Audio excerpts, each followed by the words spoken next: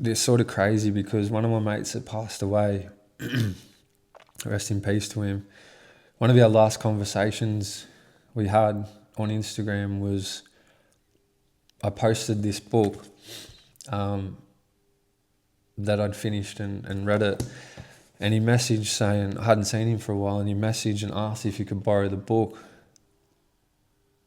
And when I look at that photo at the front, everything's dark apart from the little bird, finch or swallow, whatever it is, on the barbed wire fence. And I often think, I wish I could have lent him the book. I guess things got in the way for both of us, but I wish he could have read this, because I think it could have helped him a lot.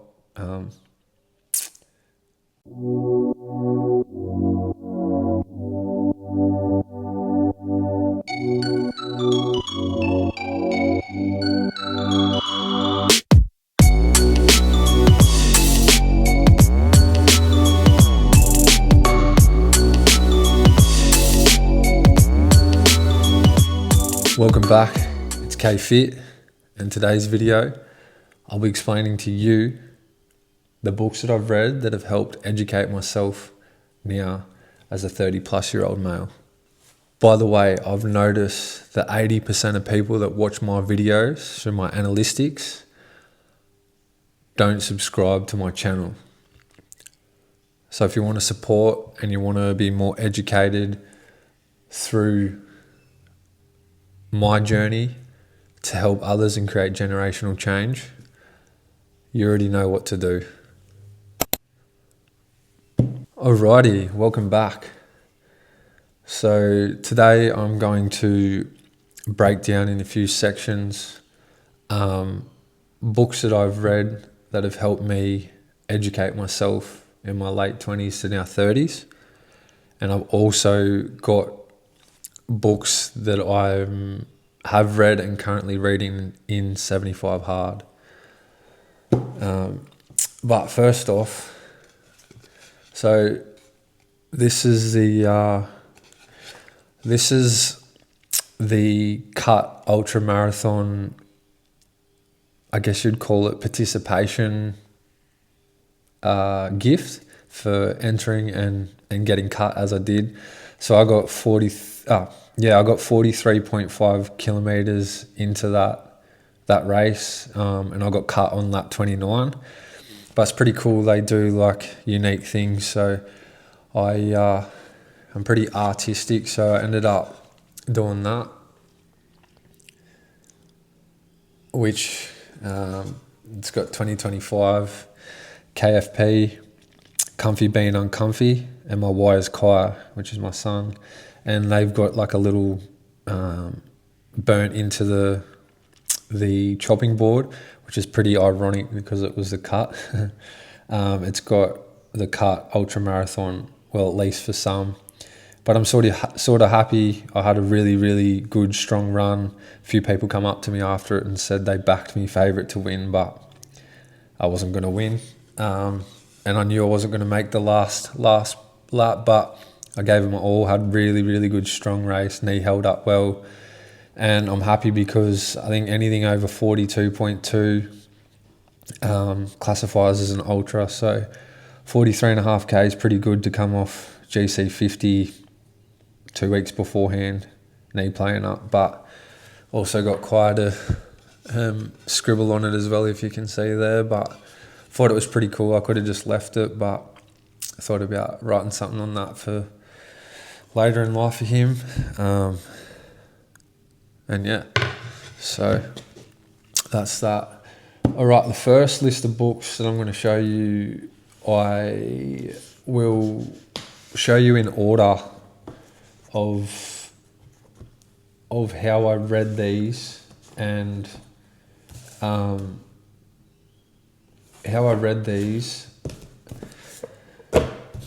how they helped me. So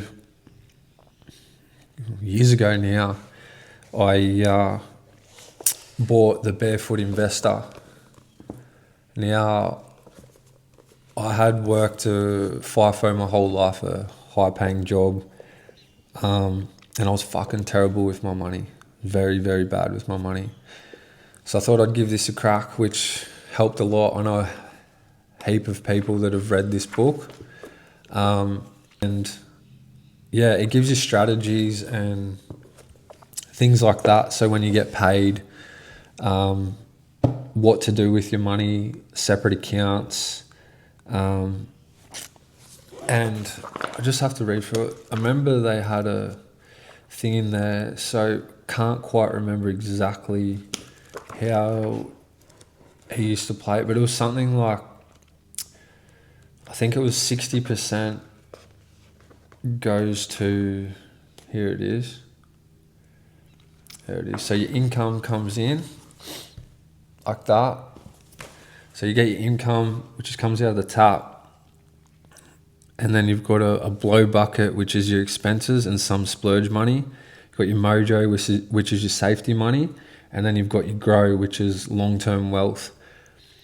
So he teaches you in there, each week you end up with splurge, which is money that you can splurge on whatever the fuck you want.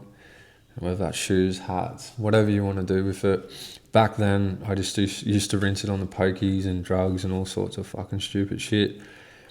And then you've got a safety net for a rainy day. So if you don't know what that is, money to back you up in case something drastic happens, car,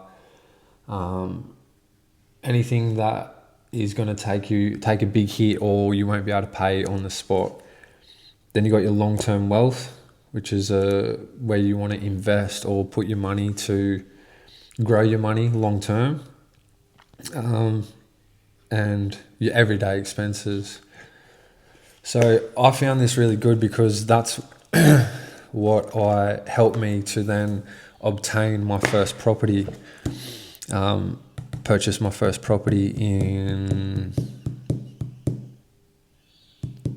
a couple of years ago. I'm trying to remember the date. It's been a lot happening. But I purchased off the plan in 2019. And then they didn't have it ready for like 4 years because of COVID and materials and blah, blah, blah. But this helped me set a good foundation of where and what my money had to do. Later, once I started using this, when I first ever started doing it, I was fucking horrible with it. But like anything, you learn, you grow, and you start implementing and testing the thing to see if it works, which it did. And then I went on to, purchase a property. That was one of the first books I got into because I was struggling with money. And then this book here, Man's Search for Meaning, it is by far one of the best mindset books that has ever been released, personally, that's what I believe and I think. And it's based off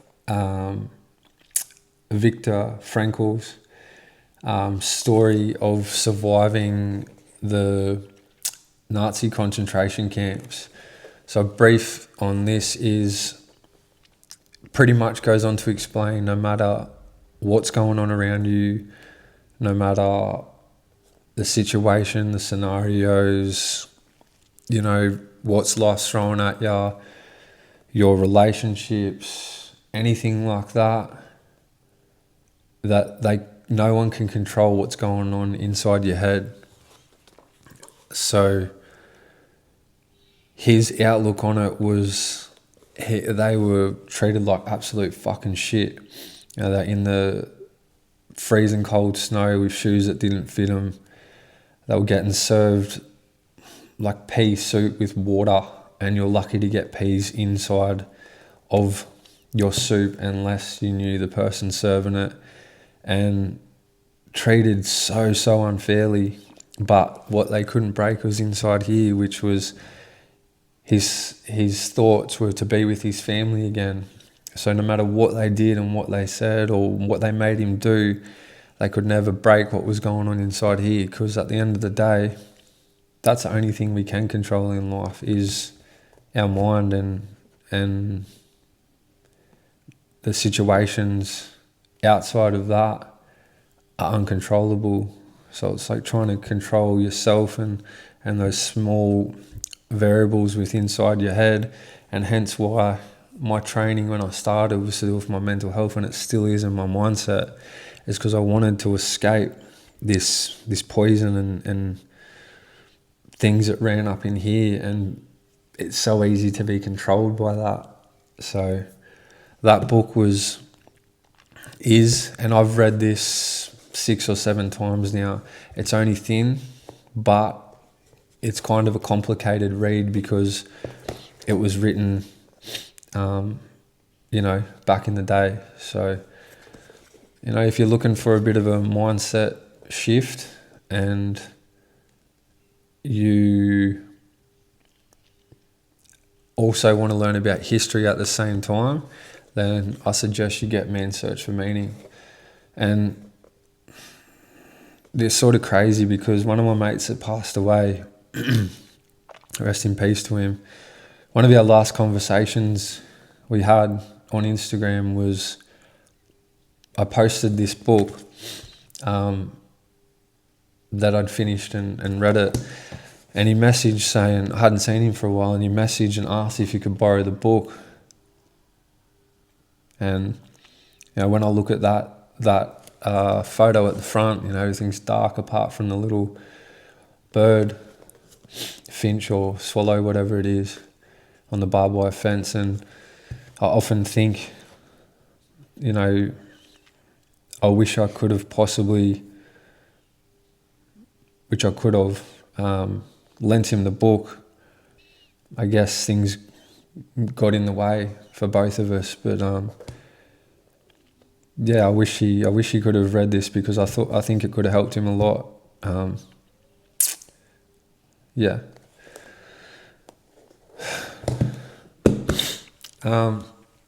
Next one, I've read this front to back, same 6 or 7 times. The reason I read books more than once is so I understand and get the context behind the book. Reading a book once will not do it for you unless you're reading fiction or something like that, yeah? I'd rather just watch the movie. The books I read are self-development, and that can help me grow and educate me where I want to go. In saying that, I would read fiction if it wasn't movie based and I feel like it could help me grow, but at the same time there's that many books I want to read that I don't think I would want to diverse my reading into that. So this one is Hustle Harder, Hustle Smarter by 50 Cent. Obviously you all know who he is. He's the GOAT. He is a very, very, very strategic and structured individual. The way he has taken his street life now into the corporate business world in America or worldwide, the things and strategies that he has and has done, especially in his music, to progress his music, it blows my mind how well crafted he is as an individual to be able to come from where he's come to the success he has had, and where where his mind made that shift and everything that he's incorporated through his life to keep hustling harder and hustling smarter. But this book, it's got some real good shit in there, right? Like, it's definitely worth a read. There's just so much in there. There's so much information. There's so many things that he cross-references with his career.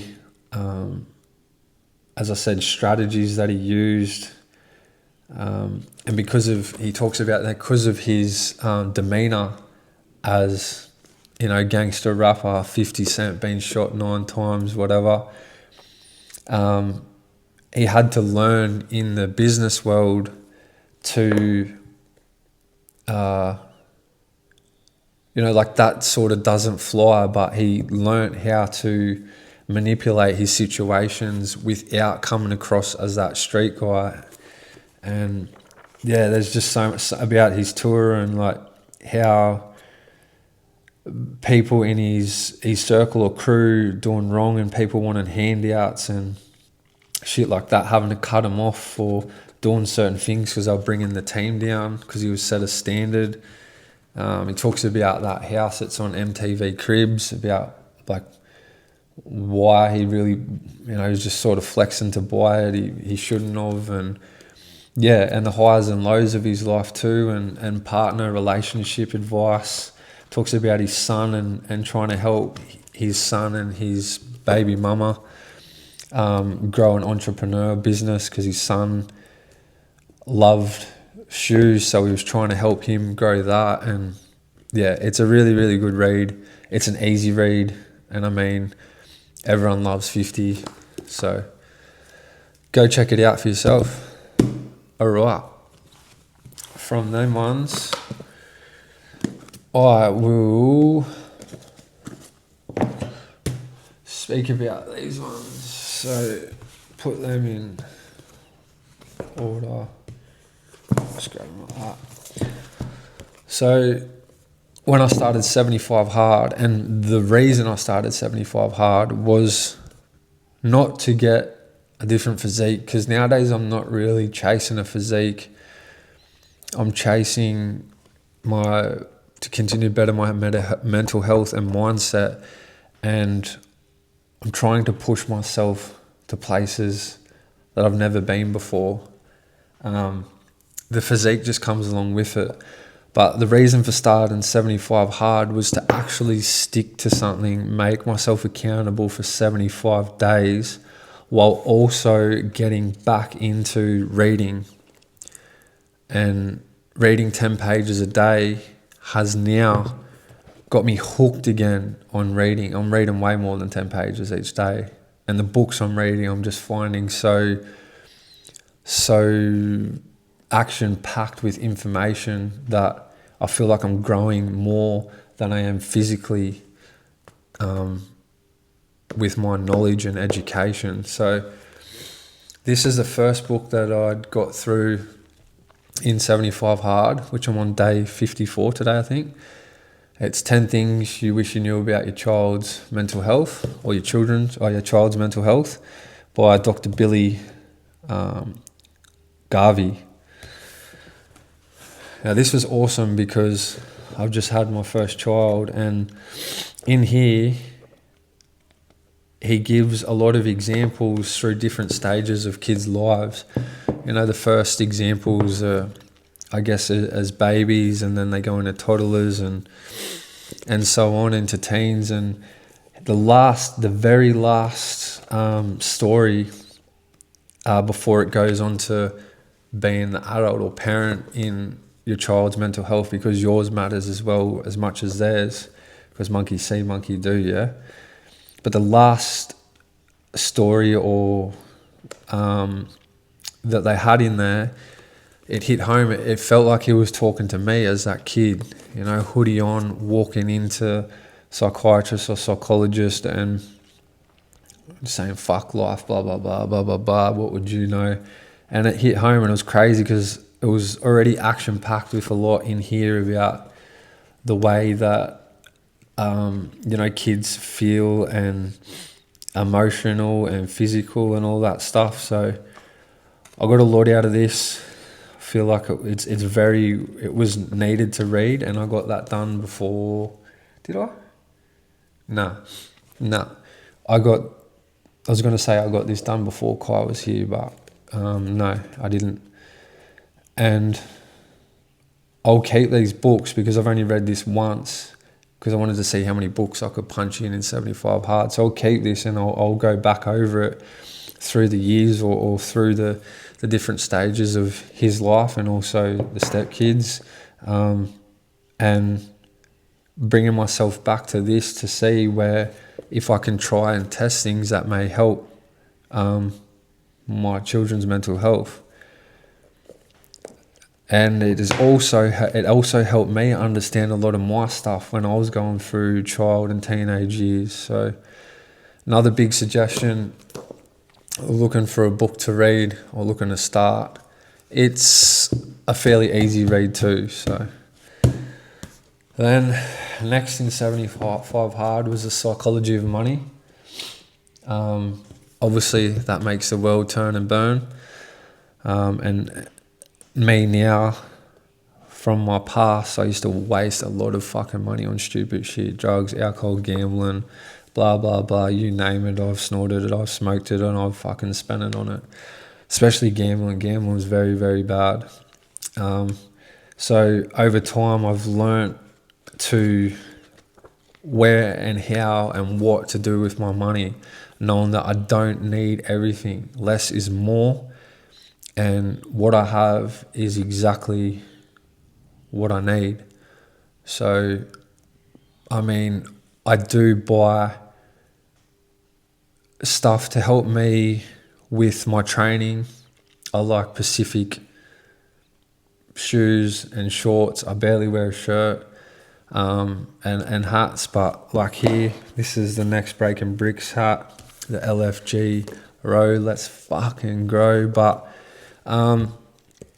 yeah, it's just about, this book's actually just about different scenarios and people and the greed of money and people thinking that driving a certain car changes the image of yourself to others, but real wealth, you can't see it, you know what I mean?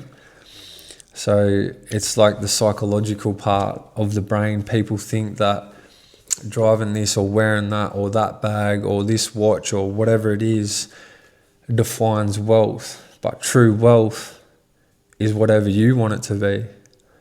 If you're able to go to any continent or any place in the world at any given time and not be held down from anything, and you own your property, you own all your assets, you have money left, right and center, you have it all put in different positions, you have money set up for your kids, you have blah, blah, blah. Well, I guess that is how you define your freedom and your money and your time. And there's a lot of greed involved in this, a lot of greedy motherfuckers over in America, and they got burnt. But at the end of the day, what you do with your money is your choice too. So if there's any young lads watching, I suggest you either get Barefoot Investor, get this. If you can't read, try a couple of pages each night and get smart with your money. It's not the be all end all, but it will help you do things and go places and meet people that you wouldn't if you were just wasting it at the fucking pub or whatever. So get yourself some money and save it and invest it. And that was The Psychology of Money. The next book I read looks the same as the first one, yeah? But this is by Tim Curtis. He's an ex-SAS soldier here from Australia. And it's called Building Resilient Kids. Now, this one was a bit more context and more hard to read than 10 Things I Wish I Knew About My Child's Mental Health, but definitely worth reading. If you have any kids out there, whether you're a new father or mother, whether you're, a mother or father still through, and you've got kids under 18 or even over nowadays. I know they want to be at home till they're 40. But Building Resilient Kids, 100% recommend it. There's so much in there about how we are emotionally, spiritually, the things we do, the little tiny things that build resilience in our kids that isn't what society deems to be resilient. Like going and run a 50k run for 5 hours or whatever builds resilience. But how did you get there? But it's like all these tiny little things that you can implement in the kid's life by showing emotional support through through things, and showing that, like, if you do lose a race or a fight or whatever it is that you're doing, by fight I mean, MMA, boxing, jiu-jitsu, Muay Thai, I don't mean street fight. So, but when you come at a loss and teach it as a lesson, and by building your kids' confidence back up through that, and coaching them through that emotional time of loss, and when a pet dies, explaining and regulating your emotions with the kids' emotions, to letting them know this is a part of life. Also not trying to scare them, but at the same time building resilience to these situations, and as they grow up they become resilient to certain things. And that doesn't mean yelling and demanding. You have to action certain things as well. Like, I was down here the other afternoon doing chin-ups, this, that, and there was a father there yelling at there was a couple of fathers actually, they were yelling at their kids, and the kids ran over to me. I was doing chins, and they were just looking up at me, and they started blah, blah, blah.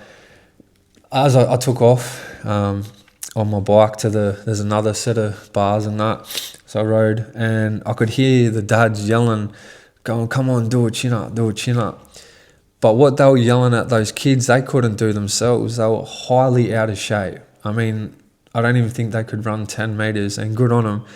But they're yelling at their kids to do a chin up, but those men couldn't do a chin up to save their life. Like, if I was asking them to do 10 chin ups right now, or your kid's life, they couldn't do it. So everyone's happy to bark the order, talk the talk, but not action and walk the walk of doing the thing, which doing the thing is what helps create resilience and then being able to speak about it. But I feel like there's a lot of people that just want to, bark the orders, and then the kids grow up going, wait, he said this, she said this, but they don't do it. You just leave people confused. So if you've got kids as well, resilient kids, awesome, highly rate it.